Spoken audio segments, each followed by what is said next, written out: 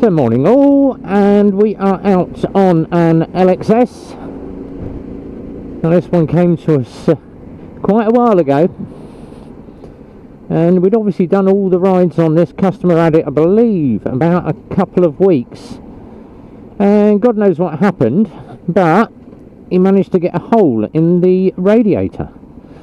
So it had a water leak out the rad, and obviously with the LXS being that new, what we had to do was take the radiator off, hook it off to Lexmoto and swap it with the sample part that was on the shelf, and obviously get the new rad out, and then obviously ride test it to the hilt.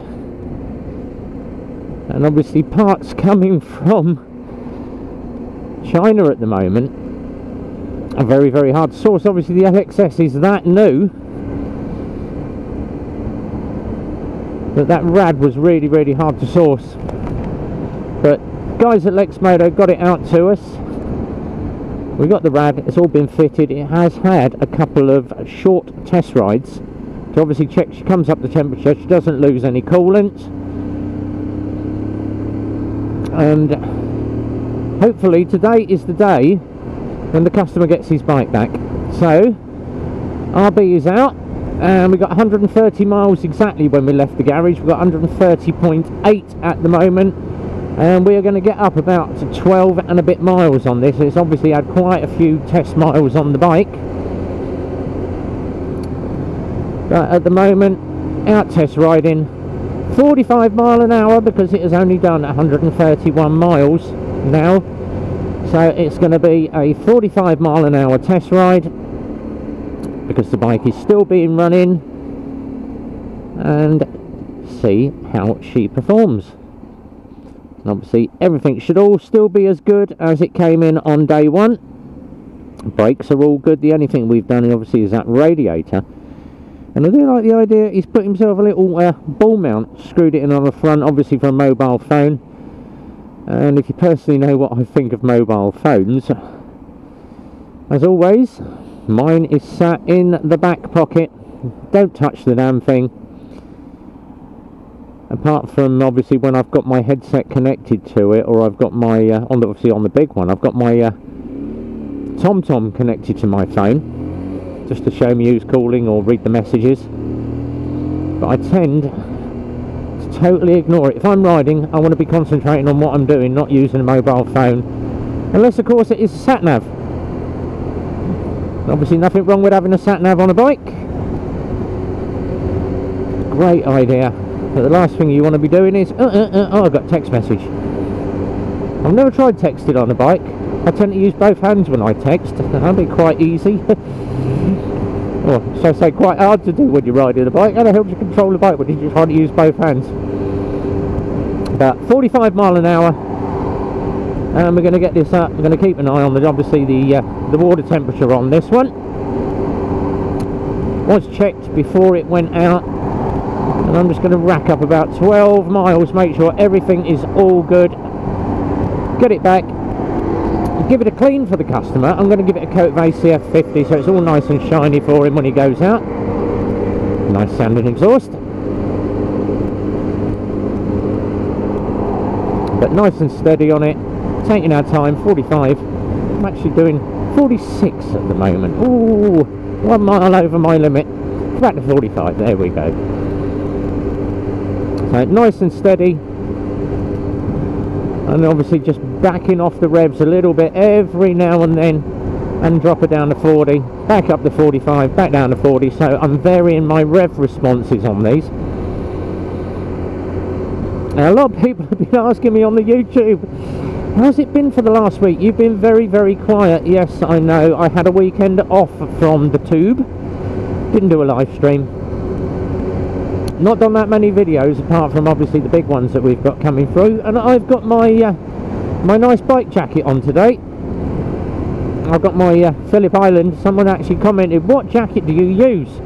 Phillip Island bikewear from Australia. Really good product, absolutely love this jacket, and it's probably one of the most waterproof ones I've had. Obviously you can go really expensive and buy yourself an Oxford, And the Oxford brand is very, very worth the money, as is any of the premium brands. You get what you pay for, but if you're looking for a cheap sort of bike jacket,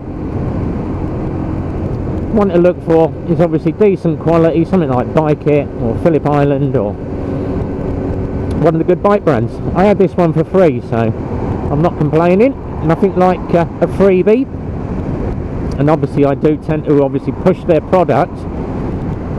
So if you're looking at bike jackets, Phillip Island Bikewear, Australia, you can find loads and loads if you Google Phillip Island Bikewear. They don't just do jackets, they do absolutely everything. Jeans and boots and leathers, you name it, they do it. Hats. And also obviously big plug out to a couple of people, patchesuk.co.uk, Patches Company, Patches UK. Google those. That discount code is still running, RevBomb10. If you want any patches doing, go and chuck RevBomb10 in your order,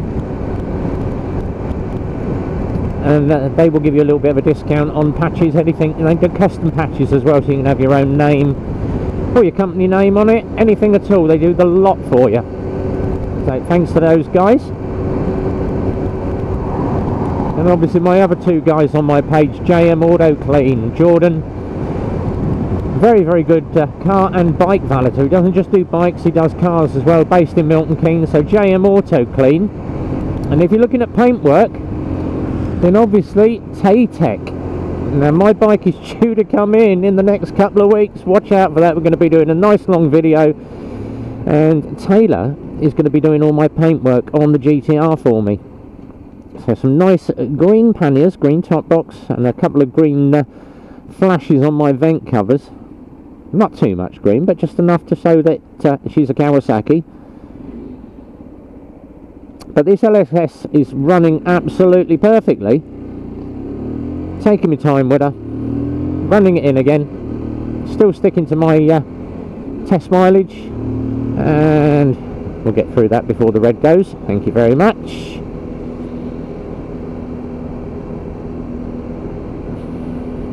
And then we're going to go back down the dual carriageway again.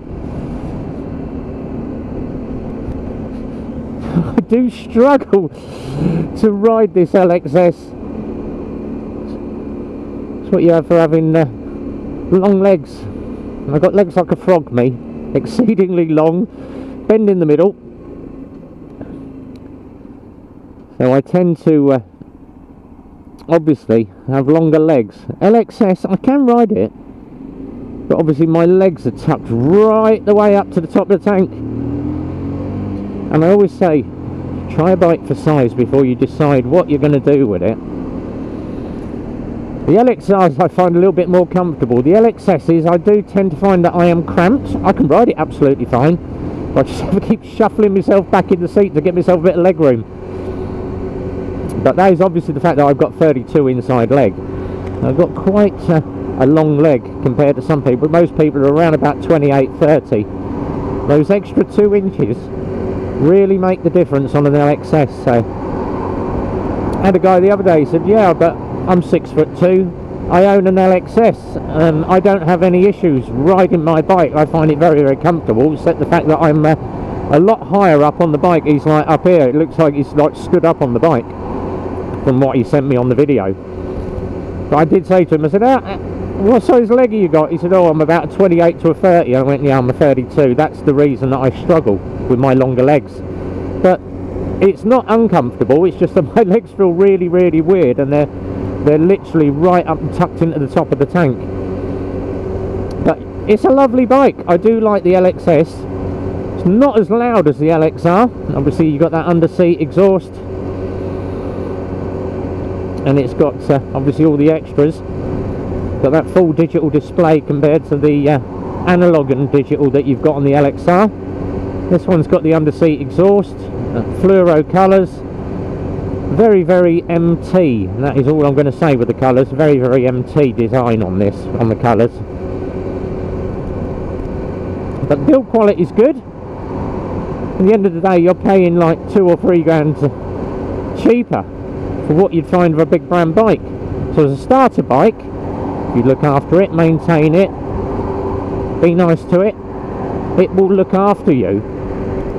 And it's like anything, whether you're spending 3 grand on a bike, 6 grand on a bike, 10 grand on a bike, if you're not going to maintain it, look after it and do all your preventative maintenance, as I call it. That's chain tension, ACF 50, keeping your chain lubed, checking your tyre pressures. Big thing, check your tyre pressures. It will eventually let you down. So don't just expect to keep putting petrol in it and riding it every week. You've got to look after the damn thing.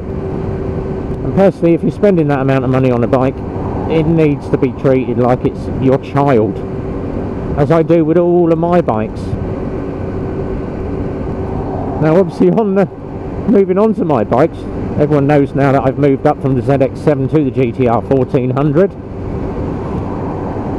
I will be keeping the original channel logo for just a while, and then we're going to be changing all the channel logos up. But obviously the ZX7 was the one that launched me onto YouTube. So a lot of people have said, nah, just stick with the ZX7, that was your first bike. You know, that everybody knows you for the ZX7. I would love to keep it at home, but I have only got room for one bike at home. And I don't think Mrs. B would be very welcoming if I had 2 bikes at home. And obviously I can't get over the tank of the ZX7R anymore. But I did have someone text me the other day and said, send me some photos, can you send me the service history? Yeah, she's been very, very well looked after. And he's made me an offer. I'm happy with the offer. And we shall see what materialises. I'm going to switch lanes here. Back down the dual carriageway again. Just cranking up these miles as we can. And obviously with a nice high amount of revs on the bike, that is going to warm up the engine very, very well.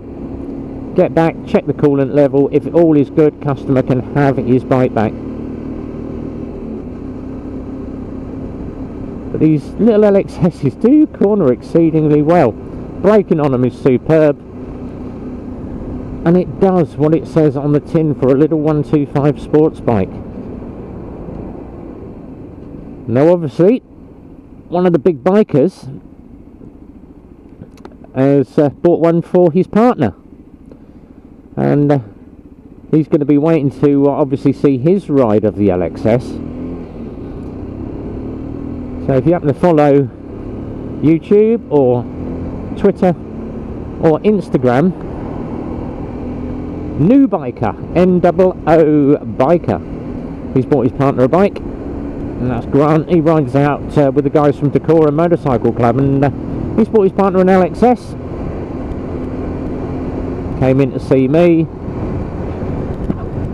and he's got one of those because she is very, very tiny, but she sat on it, liked it. So we've got one going out to her in about 3 weeks, so watch out for New Biker's LXS. That's going to be coming up in future videos. But still cranking the miles up on this. We are 137, so we've done 7.2 so far. Knocking the mileage onto this one. We're going to try and get around about 12 on it, which is what I like to put on any bike with a test ride. So I'm going to probably be out for about 30 minutes on this video. We're going to wrap up very, very shortly and then just cut back in at the end, I think, unless I tend to waffle on like I normally do. And a lot of people go, oh, you do waffle on, you do go on, but a lot of people do watch all my videos, especially the Masked Avenger. Now he's an older biker, knows his stuff, tends to comment on every video that I do, and it's great. He sits at home and he puts his YouTube on, and it gives him something to do. Better that you're watching me than a Tom Cruise film or the afternoon matinee. It gives you something different to watch. So thanks very much, Master Avenger. But can't beat an LXS. Now obviously on the bike front, and we have heard there are some more Lexmoto bikes coming out in the next couple of weeks. Hooray! Finally! Now obviously with parts and everything, we did struggle getting parts, all down to that ship block in the Suez. And the one that happened to break down was the one that the parts were on. Well done, guys. But new bikes coming from Lexmoto. We shall find out what they are in the next couple of weeks. And we was meant to be out shooting bikes today. Unfortunately, priority one is getting the 2 bikes that I have in my warranty bays out to customers. And I've got a couple of bike viewings coming up as well, so we're going to try and obviously ramp through as many as we can in the next couple of hours. And then I've got to try and jump on the phones and obviously get all my bookings in, get all my servicing in, and get everything done. So 8.7, by the time I hit the top of the dual carriageway it's going to be 9, back to the garage is going to be 12, so 12 miles on the bike. No coolant lights coming up, which is good. Happy days. And considering the fact that I've got 6,000 RPM dialed on the bike and have done for the last 10 miles, she's at the temperature, she's running well. We are coming off here, quick shoulder checks. We're going to head back to the garage. Now I have 2 LXSs left in stock. I've got 2 Michigans left and I think 4 LXRs. That is it. That is all I've got. I've sold everything nearly. So if you do want an LXS, LXR, or a Michigan, or even an Echo, or one of the electrics, I've got a couple of those of each left. We're still awaiting more stock. I keep ordering stock, and as soon as it comes in, I sell the damn stuff. But got quite a few of the Titans. I've got 2 of each in of the Titans. That's 2 reds and 2 greys. So if you're after a scoot on a 125, got a couple of those, and yes, they are a little bit more money than they were last year, but they're worth every penny. And we've waited a long time for a new LXR and a new LXS to come out, and believe me, they do look nice, especially the black and gold. Obviously the red one, I was quite impressed by the colours on the red and black LXR, but the black and gold is my preferred version.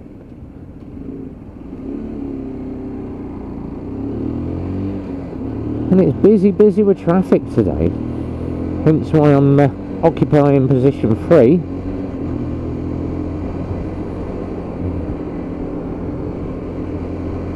So we're going to head back to the garage now, the obligatory cup of coffee, and I'm going to jump on the phones. This LXS is riding absolutely perfect, and braking system on this is lovely and crisp.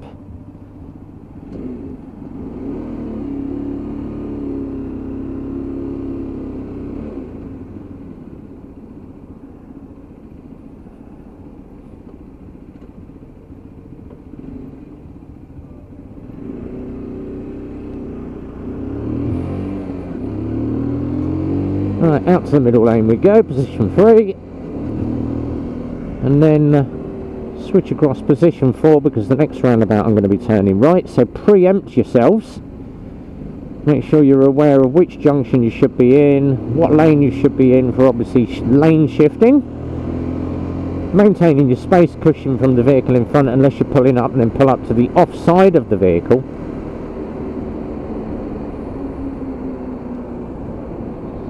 Last thing you want to be is to sandwich between 2 cars, or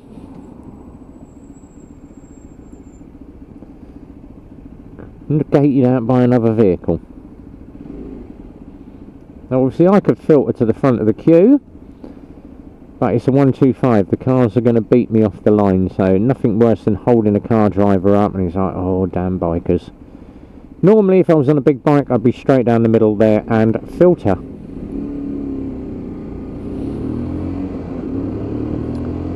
Which takes me to my final thought of the day.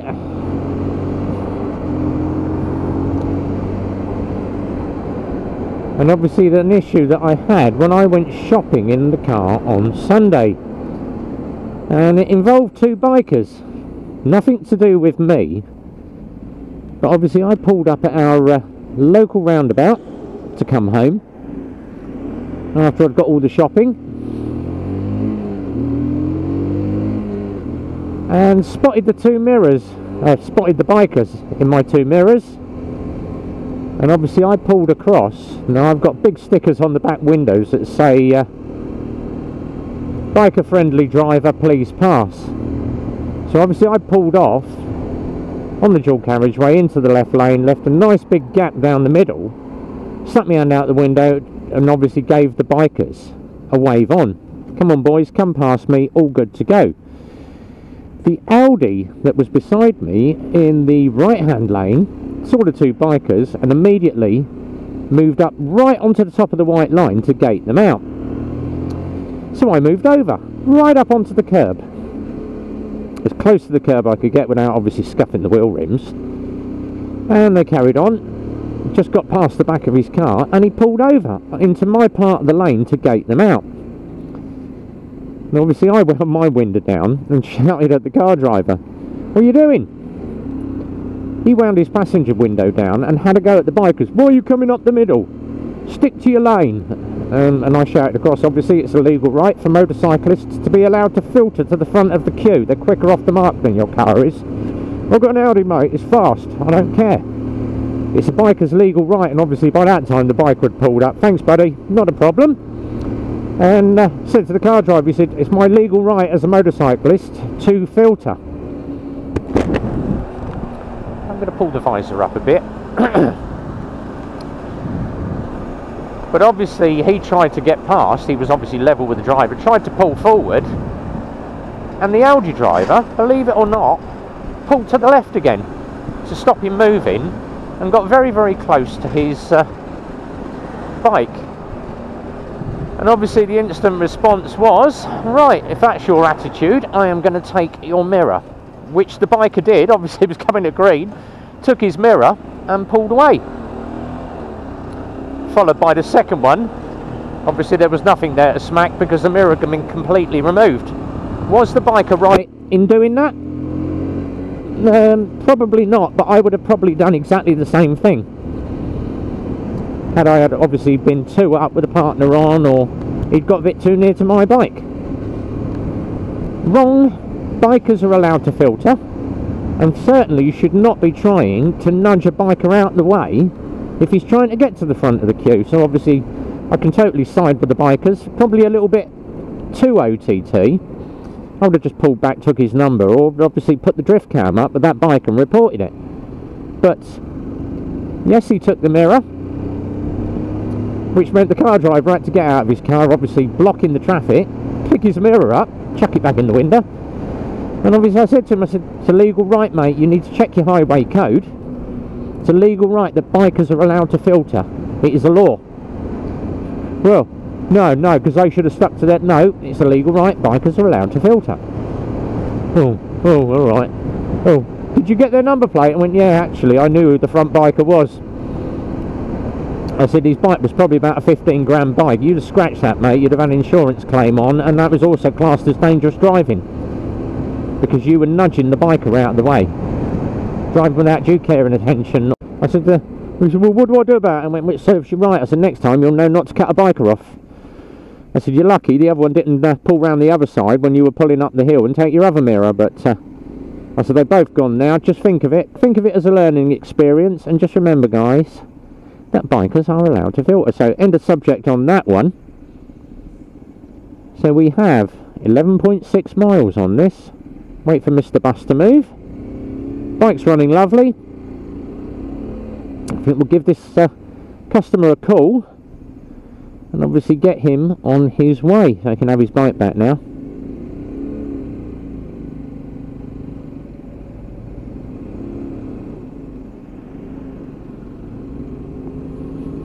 So, your opinions anyway, down the bottom. I'd like to know your comments, you know, should the biker have took his mirror?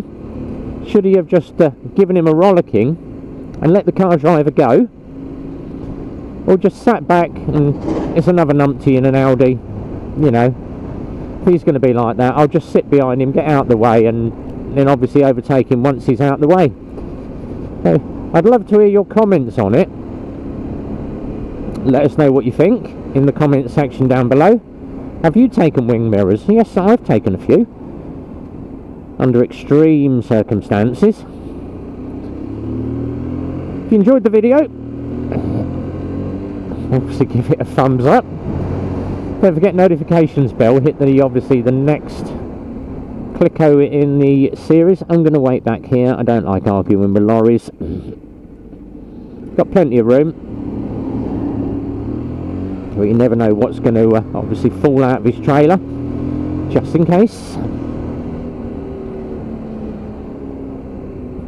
But this one rides absolutely fine. We are all good there.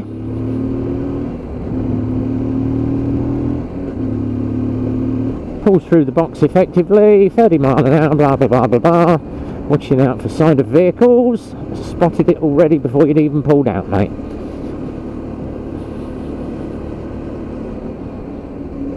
I tend to have eyes on stalk. I'm like Brian the Snail, my eyes are on stalks, watching for things, constantly watching. And obviously we've got the Rosper course this weekend, so see how we get on with that one. But heading back to the garage for my cup of coffee, guys. As always, be well, ride safe, and on a nice healthy LXR again. It's a big goodbye from me.